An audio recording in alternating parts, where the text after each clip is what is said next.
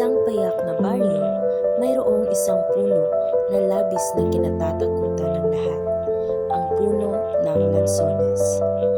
Sabi-sabi ng matatanda, may lason daw ang bunga nito, kaya walang nangahas na tumikim.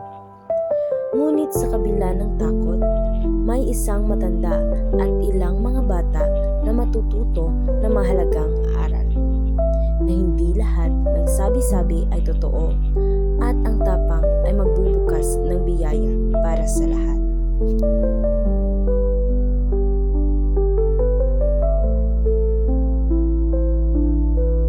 Uy, ang daming bunga, oh. Pero nakakatakot. Sabi ng mga matatanda, lason daw yan. Kaya siguro lansones ang tawag. Sayang, kung pwede lang siguro kainin natin yan, no? Siguro tayo matuto.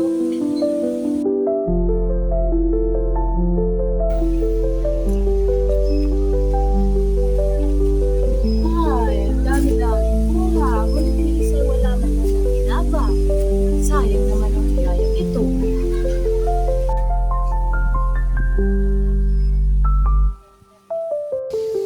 Alam mo, nakakatakot talaga ang puno ng lansones. Sabi nila, marami na daw hayop na namatay ng kumain. Kaya nga walang may gustong tumikim. Paano kung tayo malason din?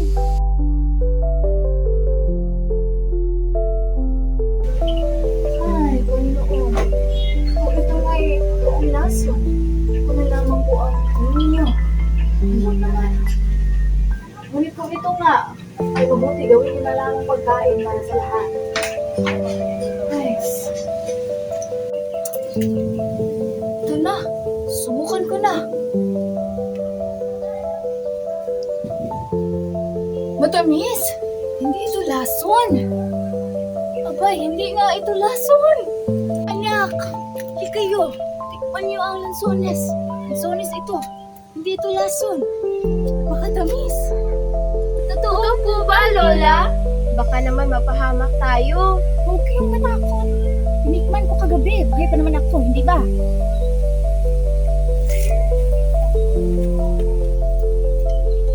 Ang tamis nga!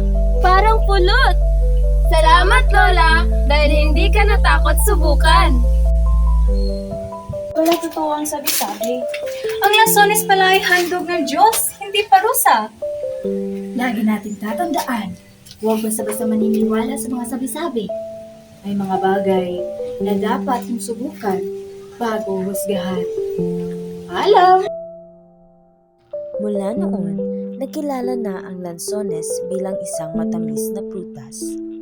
Ang sabi ng matatanda, lansones ang itinawag dito dahil noon ay inakala ng lahat na ito'y may lason.